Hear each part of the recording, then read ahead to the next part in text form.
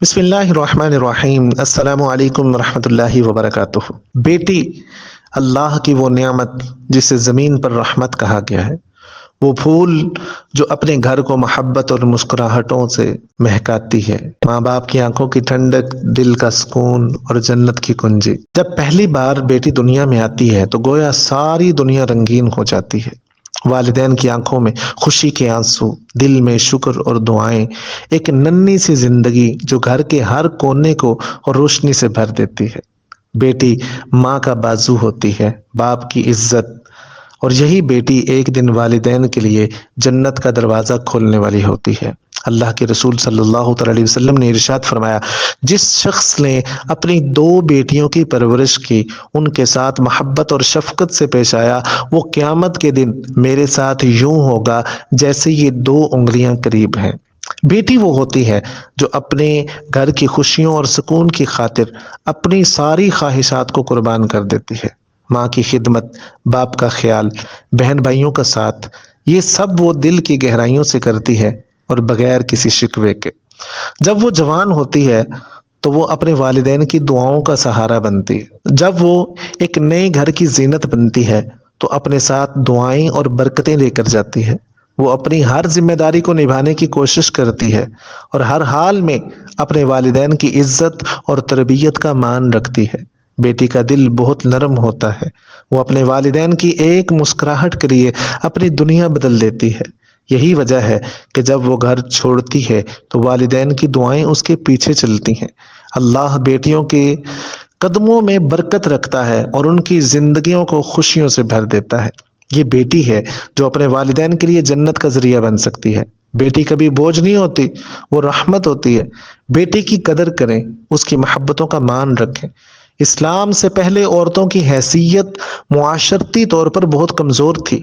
ان کی پیدائش کو ذلت و رسوائی کا سبب سمجھا جاتا تھا اور بہت سی ثقافتوں میں انہیں زندہ دفن کر دینے کا عمل بھی عام تھا۔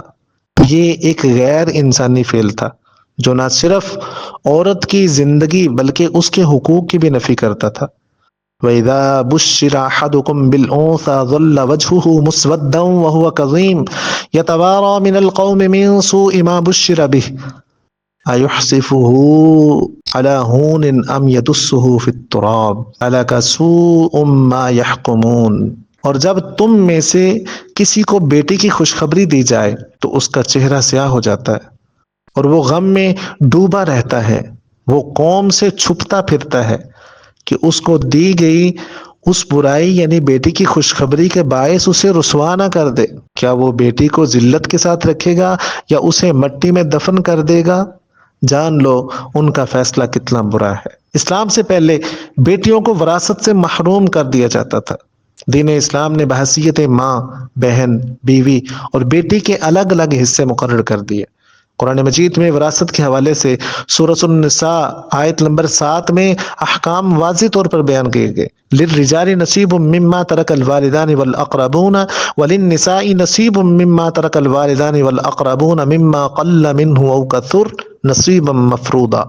ترجمہ: مردوں کے لیے اس مال میں سے حصہ ہے جو ماں باپ اور قریبی رشتہ دار چھوڑ جائیں، اور عورتوں کے لیے بھی اس مال میں سے حصہ ہے جو ماں باپ اور قریبی رشتہ دار چھوڑ جائیں، خواہ تھوڑا ہو یا زیادہ۔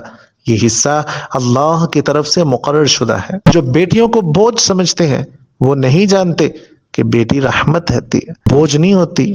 بیٹی تو والدین کے دل کا سکون اور جنت کا دروازہ ہوتی ہے۔ جس گھر میں بیٹی ہوتی ہے وہاں اللہ کی برکتیں اور رحمتیں برس رہی ہوتی ہیں۔ بیٹیوں کو بوجھ سمجھنا دراصل اپنی قسمت پر پردہ ڈالنا ہے۔ بیٹی وہ خوشبو ہے جو زندگی بھر ماں باپ کے دلوں میں بستی ہے، وہ روشنی ہے جو ہر اندھیرے کو دور کر دیتی ہے۔ اللہ ہمیں بیٹیوں کی قدر کرنے کی توفیق عطا فرمائے، کیونکہ بیٹیاں وہ نعمت ہیں جو دنیا اور آخرت دونوں میں خوشیوں کا سبب بنتی ہے۔